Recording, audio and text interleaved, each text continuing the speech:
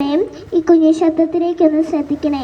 British ഭരണം അവസാനിപ്പിച്ച് India സ്വാതന്ത്ര്യം നേടിയതിൻ്റെയും 1947 ഇന്ത്യ ഒരു സ്വതന്ത്ര രാജ്യമായതിൻ്റെയും ഓർമ്മയ്ക്കായി എല്ലാ വർഷവും ഓഗസ്റ്റ് 15, അതായത് ഇന്ന്, ഇന്ത്യയിൽ സ്വാതന്ത്ര്യ ദിനമായി ആചരിക്കുന്നു.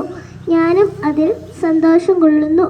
സ്വാതന്ത്ര്യം ലഭിച്ചുവെങ്കിലും ഇന്ന് നമ്മുടെ രാജ്യത്തിലേക്ക് നോക്കി, മദ്യപാനത്തിലും മയക്കുമരുന്നിലും അടിമയായ ഒരു തലമുറ, രാത്രിയിലൊന്നുറങ്ങാൻ പോലും ഭയപ്പെടുന്ന മാതാപിതാക്കൾ. ആരെ ഈ ലോകത്ത് വിശ്വസിക്കും? എങ്ങനെ ഈ ലോകത്ത് ജീവിക്കും? പാപികളായിപ്പോയ മനുഷ്യരുടെ പാപം എങ്ങനെ മാറും? ആത്മഹത്യകൾ എങ്ങനെ കുറയും? എൻ്റെ സ്നേഹിതരെ, ഞാനൊരാളെ പരിചയപ്പെടുത്തട്ടെ. 2000 വർഷങ്ങൾക്ക് മുമ്പ് ജനത്തിൻ്റെ പാപം കഴുകിക്കളയുവാൻ വേണ്ടി ദൈവം ഭൂമിയിലേക്ക് ഒരാളെ പറഞ്ഞയച്ചു. അതാണ് നമ്മുടെ യേശു അപ്പച്ചൻ. സ്നേഹിക്കാൻ മാത്രം അറിയാവുന്ന ഒരു അപ്പച്ചൻ. കൊല ചെയ്യരുത്, മദ്യപിക്കരുത്, ഒരു പാപവും ചെയ്തെന്ന് സ്നേഹത്തോടെ പറഞ്ഞു തന്ന യേശു. ഈ അപ്പച്ചൻ്റെ കയ്യിൽ സന്തോഷമുണ്ട്, സമാധാനമുണ്ട്, സ്നേഹമുണ്ട്.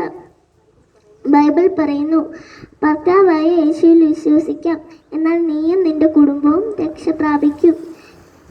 പാപങ്ങളെ ഏറ്റു പറയുമ്പോൾ ദൈവം നമ്മളോട് ക്ഷമിക്കും. കൂടുതലായി യേശുവിനെ പറ്റി അറിയുവാൻ നിങ്ങൾക്ക് ആഗ്രഹമുണ്ടോ? ആഗ്രഹമുണ്ടെങ്കിൽ ഞങ്ങളുടെ IPC എബനേസർ ചർച്ചുമായി ബന്ധപ്പെടുക. ഞങ്ങളുടെ പാസ്റ്ററുകൾ നിങ്ങളെ സഹായിക്കുന്നതായിരിക്കും. Thank you.